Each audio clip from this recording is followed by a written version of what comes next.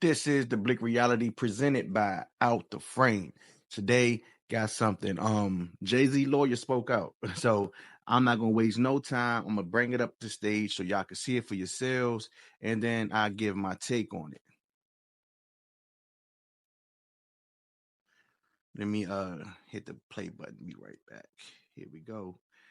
Here it is. Tonight, Jay-Z's attorney, Alex Spiro, is pushing to get a judge to dismiss the rape lawsuit against his client, citing an NBC News exclusive that found inconsistencies with the accuser's account. We expect Mr. Carter to be fully cleared of all of this in the coming days.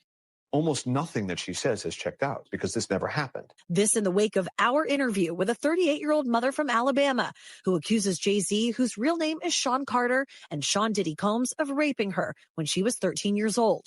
She asked us not to reveal her identity. What made you want to come forward? Because I think that I've been quiet long enough. She says that she might have some facts wrong, but that she says the incident happened. What do you say to that? You know, anybody, when they make up a claim, they can just keep repeating it and getting it right. But you never get the details right. And what happened during her interview with you is that the story began to unravel. On the night of the MTV Video Music Awards in 2000, she says Combs' limo driver took her to an after party.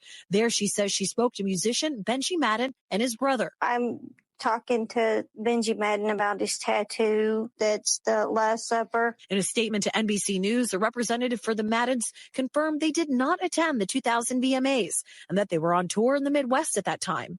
At the after party, she says she had a drink that made her feel woozy. Then she says Combs and Carter both raped her. She says she ran to a gas station where she called her father, who picked her up. We rode home in silence. She didn't ask me what happened. In an interview with NBC News, her father said he could not corroborate her story. I feel like I would remember that, and I don't, he said. The woman revealed to us that she has autism and previously suffered a head injury. In a follow-up phone interview, we asked her about the contradictions, and she said that she stands by her statements. This woman is standing by her story. It happened over 20 years ago. Maybe her memory is hazy. Maybe her father doesn't remember that night. No, she's doubled down on certain of these details. She says, I'm positive. She points out the tattoo. She talks about the tattoo in vivid detail. Turns out that's completely false. And the father is supposed to be picking her up. 10-hour drive, round trip to pick her up in the middle of the night.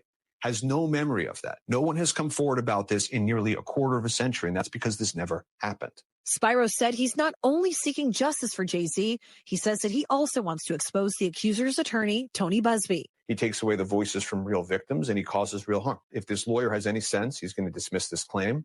I don't know whether he has any sense. Busby, who has filed more than 20 lawsuits against Combs, told NBC News that he is continuing to vet the accuser's claims and that she has agreed to undergo a polygraph this week. A representative for Combs called the suit a shameless money grab. Since your attorneys refiled the lawsuit against Combs naming Jay-Z, he has come out with a very long statement saying that this is completely not true and that this is all about trying to get money from him.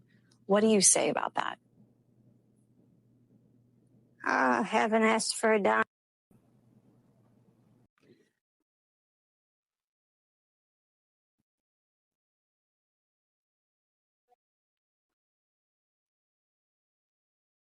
Well,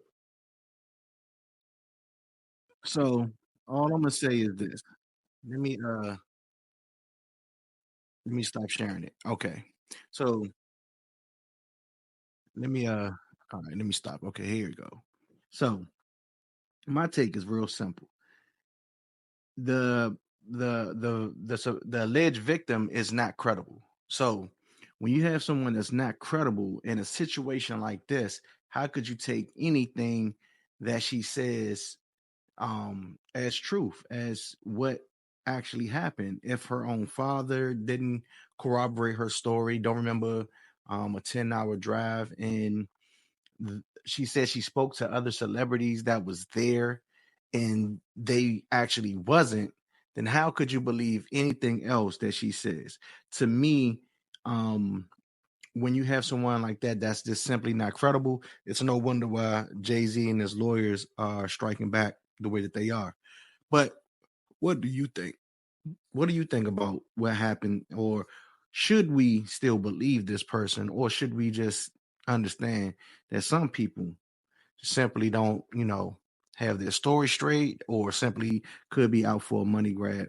And since the lawyer Tony Busby has over 20 different lawsuits and a 1-800 Diddy line, pretty much, and um, there's numerous cases against Diddy and Jay-Z. I don't even think that he's credible. You got to take all that stuff with a grain of salt. But what's your thoughts? This is the bleak reality. I'm out.